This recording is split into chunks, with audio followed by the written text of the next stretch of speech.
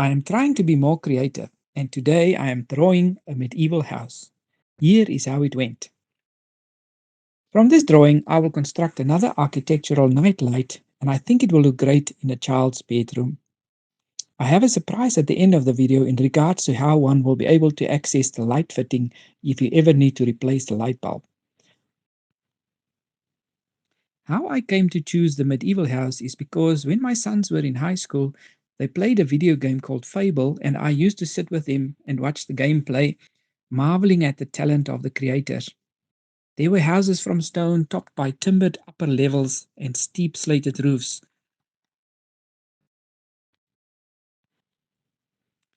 This mini medieval house I'm planning to build will be the second one I have ever tried. Some time ago, I had a few of my creations at a local craft market, and among them, this one. About 10 minutes after the market started, a lovely elderly couple came by and on the spot bought the little medieval house.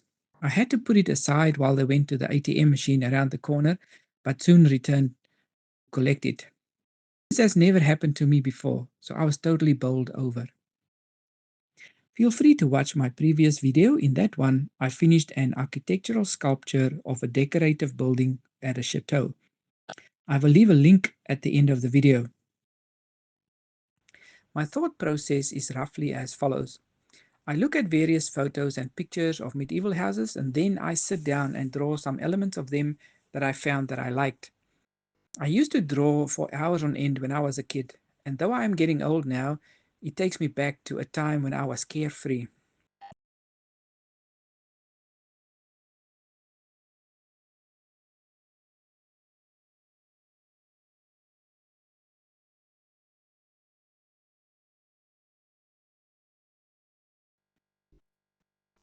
If you are in the same boat as me and trying to get more creative, please leave a comment and tell me about it.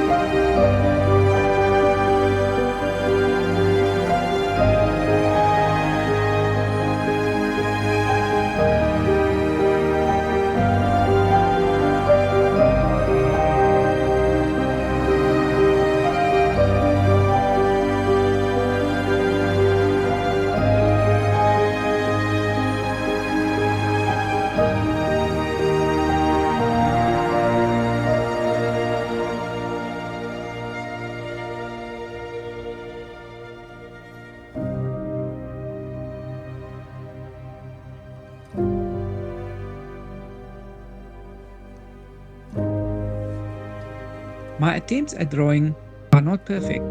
There are several pages that end up being thrown out. It is just part of the process, and in spite of the imperfections, I do enjoy this. It felt good to get the ideas out on paper.